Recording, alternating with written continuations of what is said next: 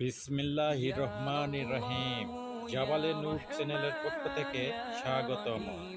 আসসালামু আলাইকুম। সম্মানিত দিনদার ভাই বোন বন্ধুরা, শত্রু দমনের আরও একটি আমল নিয়ে হাজির হয়েছি।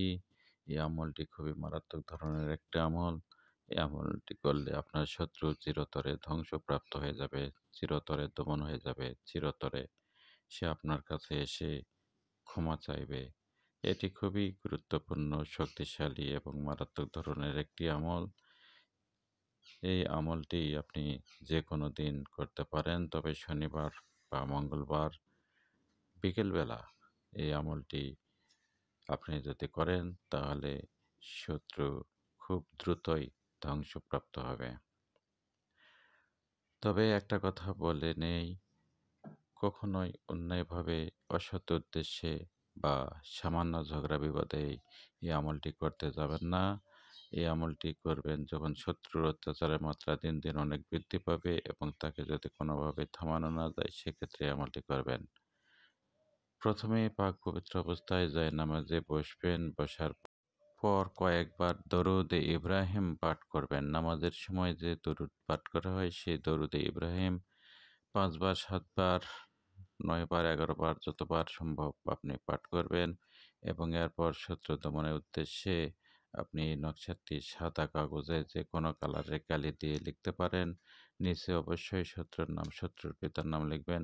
শত্রু মেয়ে হলে শত্রুর নাম, শত্রুর মায়ের নাম লিখবেন এবং এরপর এই নকশাটি ছোট্ট করে ভাঁজ করিয়ে যেভাবে হোক শত্রুর ঘরে পুঁতে দিবেন। শত্রুর ঘরে এই নকশাটি পুঁতে দেওয়ার পর সঙ্গে সঙ্গে এর আছর শুরু হয়ে যাবে এবং ধীরে ধীরে শত্রু দমন হয়ে যাবে, শত্রু ধ্বংসের দিকে পতিত হবে। শত্রুর ঘর সংসার সব বরবাদ হয়ে যাবে, শত্রু নিজেও বরবাদ হয়ে যাবে।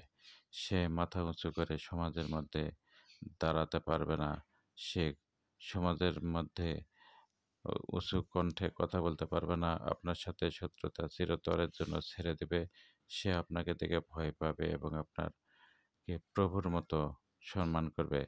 কাজেই এই আমলটি আপনি করতে পারেন শত্রু দমনের উদ্দেশ্যে। তবে অন্যায়ভাবে অসৎ উদ্দেশ্যে বা সামান্য ঝগড়া বিবাদে এই আমলটি করবেন না। আর সন্দেহমূলক কোনো আমলই শত্রু ধ্বংসের জন্য করবেন না। এই আমল অবশ্যই শনিবার বা মঙ্গলবারে লিখবেন। বিকালবেলা আসর নামাজের পর লিখলে সবচেয়ে ভালো কাজ হয়। মেশক জাফরান কালি না পালে যে কোনো প্রকারের কালিতেই আপনি সাদা কাগজে নকশাটি লিখতে পারেন।